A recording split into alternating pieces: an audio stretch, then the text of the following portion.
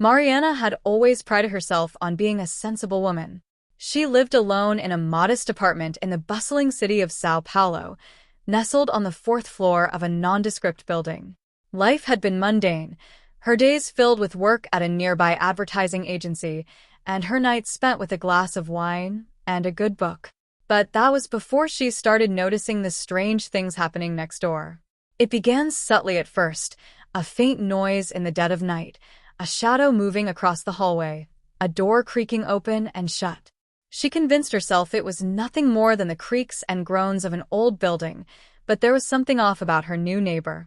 He had moved in quietly, with no fanfare, arriving late one evening with just a single suitcase in hand. Mariana only caught a glimpse of him, tall, thin, with a gaunt face that seemed perpetually cast in shadow. His eyes were hollow, like dark pits that swallowed light.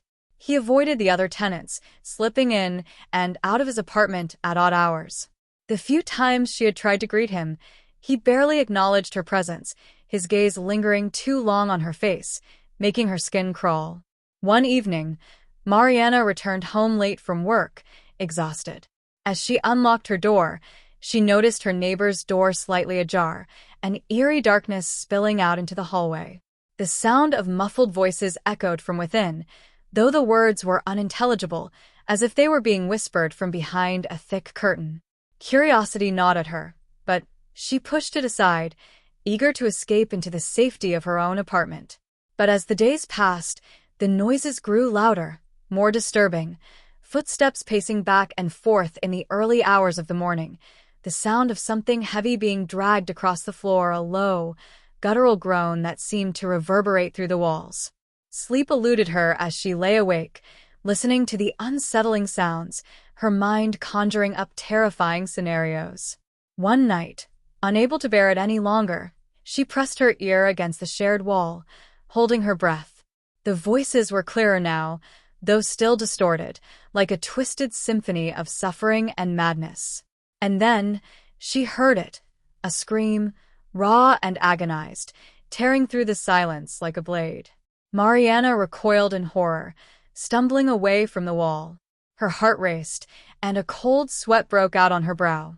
She wanted to call the police, but fear paralyzed her. What if it was nothing? What if she was overreacting? But deep down, she knew something was horribly wrong.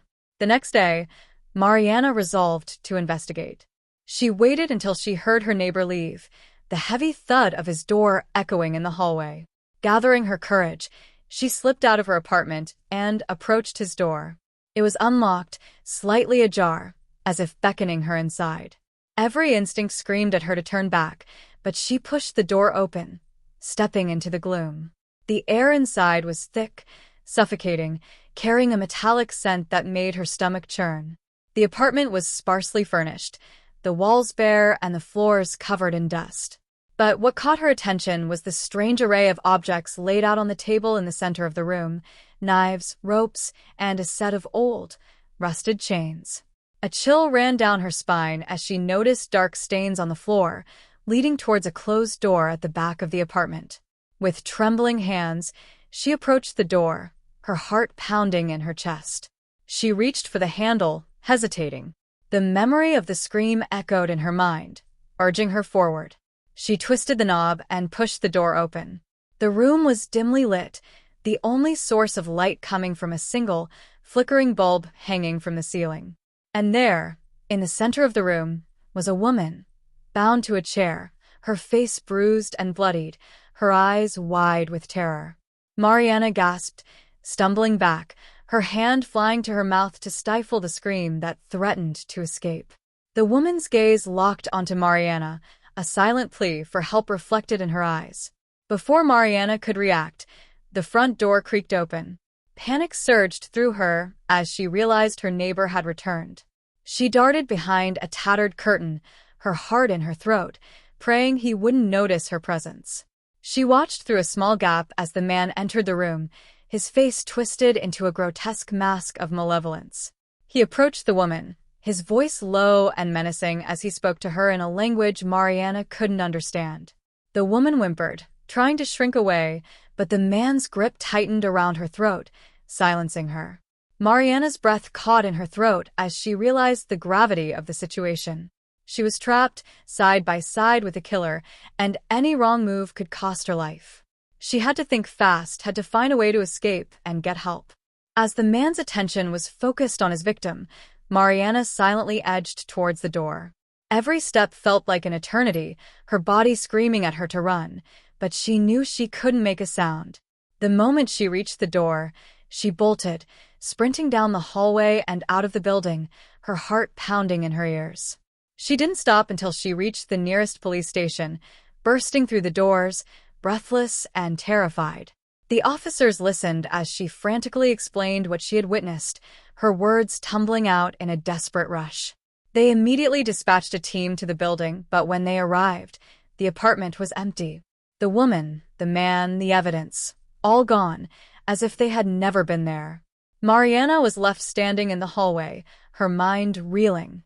The police assured her they would investigate, but she knew in her gut that the killer had slipped away, like a shadow in the night. In the days that followed, Mariana couldn't shake the feeling of being watched. She moved to a new apartment across the city, trying to put the nightmare behind her, but every creak, every shadow, every unfamiliar face filled her with dread. And then, one evening, as she was about to lock her door, she noticed something. A single, small note slipped under the door. Her blood ran cold as she picked it up, unfolding the paper with trembling hands. Written in jagged, uneven letters were the words, "I'm closer than you think." Mariana's breath caught in her throat, and she knew, with a sickening certainty, that she would never truly escape the terror that had found her.